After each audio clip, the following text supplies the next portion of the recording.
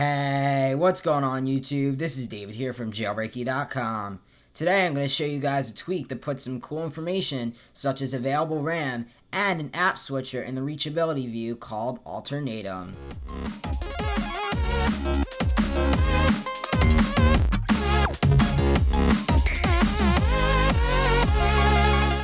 Alright guys, so let's go ahead and get started in today's video. So as you guys can see here, I do have my iPhone 5 on screen, and so now you may or may not need to do this. If you do not have a Touch ID enabled device like me, then you will need to do this. So I'm going into Activator Anywhere, and for now we're going to do triple press, and you guys can see it says currently assigned to Reach Enabler, enable the reachability switcher. So you guys will need to go ahead and enable an activator gesture to be able to do this if you do not have a Touch ID enabled device. So that's something to note, but if you do have a Touch ID enabled device like the iPhone 5S, the iPhone 6, the iPhone 6 Plus, the iPad Air 2, whatever the device is that has Touch ID, you will be able to use it without using Activator. But anyway, so now once we actually have that set, if I do tap my home button 3 times, if I triple press the home button from anywhere, it should work. Now, one of the major complaints that I have about this jailbreak tweak, and I'm not sure if it's one of the limits of the reachability view, is the fact that if I do triple press from the home screen, sorry, that was double. If I do triple press from the home screen, you guys can see not only does it pop up Siri for some weird reason, but it also, all it does is shift the icons down like the regular reachability view. It does not actually put the, the little app cards and all that in there. And to be able to do that, you actually have to be inside of an app. So that's one of my main complaints. So anyway, there it is, guys, and you guys can see Siri pops up right over it. So I'm going to try to, let's see, because the normal default is a long hold press. So what I think I'm going to do, because I guess this is like maybe a bug, because like it's interfering with Siri. So we're going to try to do anywhere, and then let's do long hold, because that's normally Siri, and then we'll assign that to the reachability enabler, and then we'll take off triple press. So if I long hold it, you guys can see now Siri doesn't pop up, and this pops up. But one of my main complaints about this is that if you are not touching it for a few seconds, it randomly just goes away, as you guys can see. So I really, that really makes me upset, the fact that, it goes away. And another thing is you can actually swipe up on the cards, and if it was working right for me and there wasn't a tweak conflict, and I put that as in air quotes, you guys can't see me doing that, but if there wasn't a tweak conflict, then it would work properly. But that's, as the developer said. I have tried to actually, one of the reasons why I hesitated on reviewing this for so long, because I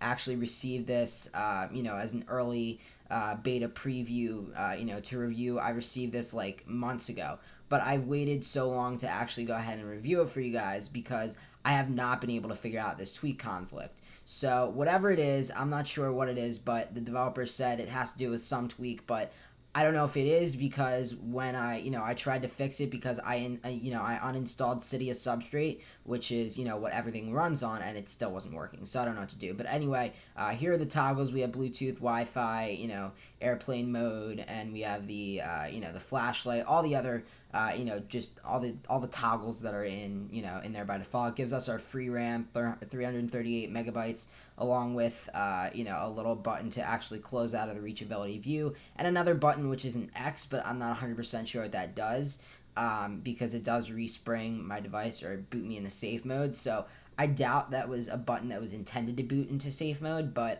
for right now, that actually did boot me into safe mode. So yeah, so this is why I hesitated to review this tweak for as long as I did, because this tweak is incredibly buggy for me. Now, it might not be 100% buggy for you, and I think one of the reasons why it's buggy for me is because this is not a jailbreak tweak that this is not a this is a jailbreak tweak that's not running on Touch ID enabled devices. I tried it on my iPad Mini 1, my iPad Mini first generation that's jailbroken, and that does not have a Touch ID sensor, and that was not working, as well as my iPhone 5 that does not have a Touch ID sensor as well, and both of those were not working properly. So maybe it's a bug with the fact that there's no Touch ID. Maybe that's a bug, or conflict or whatever. I'm not 100% sure, but I just don't like the fact that, this is definitely a great idea, having a free RAM and an app switcher in the reachability view. It is definitely a good idea.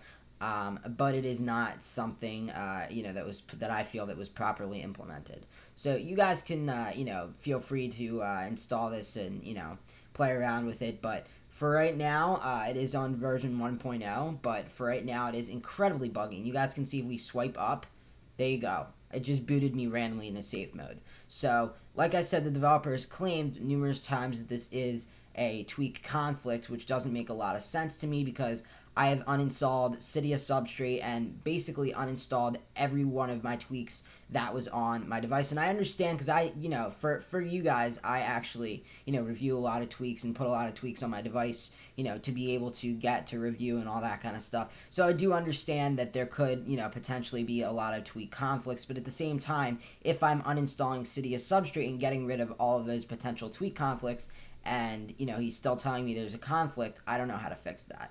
So he kind of gave up, and I don't know how to fix it either. But hopefully it's something that may be fixed eventually. I can't say that it will, and I can't say that it won't.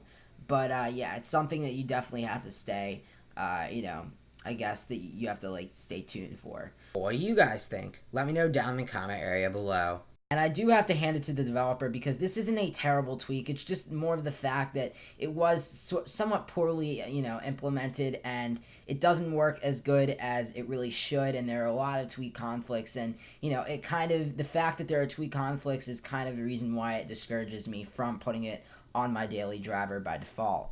Alright guys, thanks for watching. That's it for this video. This is a tweak called Alternatum. It's developed by JGTweaks, and it's available for $1 in the Modmyi repo.